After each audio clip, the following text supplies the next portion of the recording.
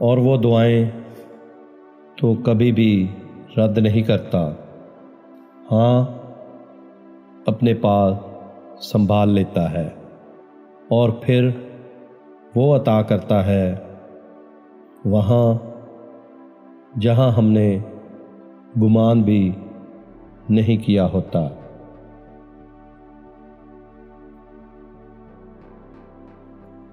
رب سے اور ماں باپ سے دور ہو کر انسان ہمیشہ پریشان ہی رہتا ہے۔ اے لوگو، اپنے رب سے دعا مانگتے رہا کرو۔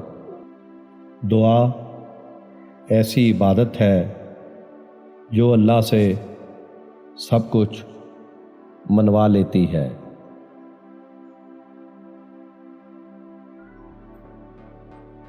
چھوڑو یہ محبت کے قصے، یہ تو عمروں کا رونا ہے۔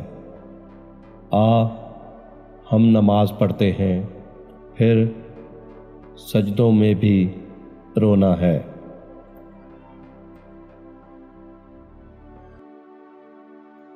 جو نماز نہیں پڑھتا وہ سکون کا مطلب نہیں جانتا۔ نماز وہ واحد حکم ہے جسے اللہ نے آسمان سے وحی کے ذریعے نہیں اتارا، بلکہ اپنے محبوب حضرت محمد کو آسمان پر بلا کر تحفے میں دیا۔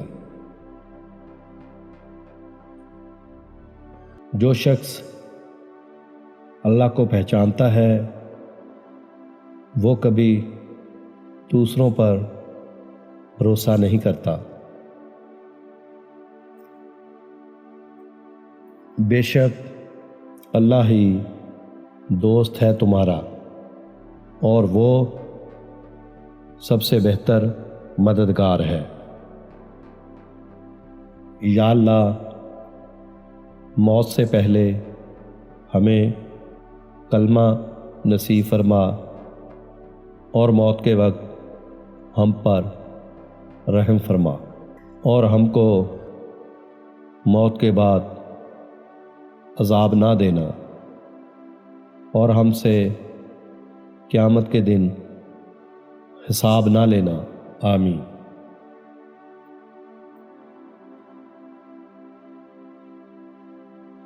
اتنا تو حوصلہ میرے جذبوں کو دے خدا، میں تلخی حیات کا شکوہ نہ کر سکوں۔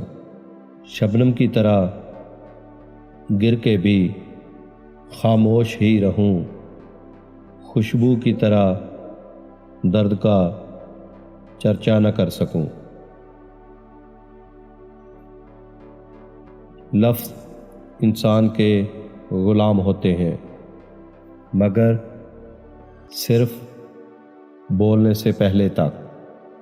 بولنے کے بعد انسان اپنے الفاظ کا غلام بن جاتا ہے۔ مومن کے لیے وہ ہر دن عید کا ہے جس دن وہ گناہ نہ کرے۔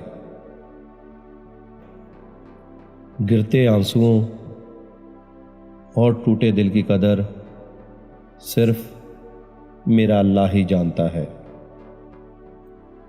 زندگی بہت مختصر ہے، سمجھ آتے آتے گزر جاتی ہے۔ دل میں کوئی بات نہ رکھیں، نہ جھگڑے طویل ہونے دیں۔